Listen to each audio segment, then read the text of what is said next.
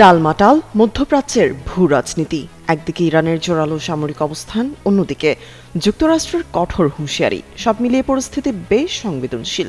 এই অস্থিতিশীল পরিস্থিতিতে ইরানের পররাষ্ট্রমন্ত্রী সৌদি আরবের প্রতি মার্কিন সেনা সরানোর আহ্বান জানিয়েছেন। ইরানের পররাষ্ট্রমন্ত্রী আব্বাস আরাকচি সম্প্রতি সামাজিক যোগাযোগ মাধ্যমে বলেন, সৌদি আরব থেকে মার্কিন সেনাদের সরিয়ে নেবার এটি উপযুক্ত সময়।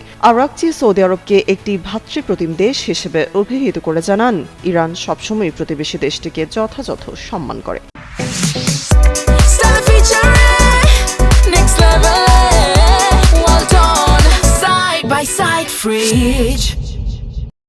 পোস্টে ক্ষতিগ্রস্ত একটি মার্কিন বিমানের ছবিও সংযুক্ত করে ইরানের পররাষ্ট্রমন্ত্রী স্পষ্ট করে বলেন, ইরানের সামরিক অভিযানগুলো মূলত সাধারণ আরব বা ইরানিদের বিরুদ্ধে নয়, বরং আক্রমণকারী শত্রুদের লক্ষ্য করে পরিচালিত হচ্ছে। এদিকে যুক্তরাষ্ট্রের পক্ষ থেকে ইরানের বিরুদ্ধে অভিযানের বিষয়ে নতুন তথ্য জানানো হয়েছে। হোয়াইট হাউসের প্রেস সেক্রেটারি ক্যারোলিন লেভিট এক সংবাদ সম্মেলনে জানিয়েছেন, প্রেসিডেন্ট ডোনাল্ড ট্রাম্পের ধারণা অনুযায়ী ইরানের সাথে এই যুদ্ধ 4 থেকে 6 সপ্তাহ স্থায়ী হতে পারে। ট্রাম্প প্রশাসন শুরু থেকেই এমন সময়সীমার কথা ভেবে আসছেন।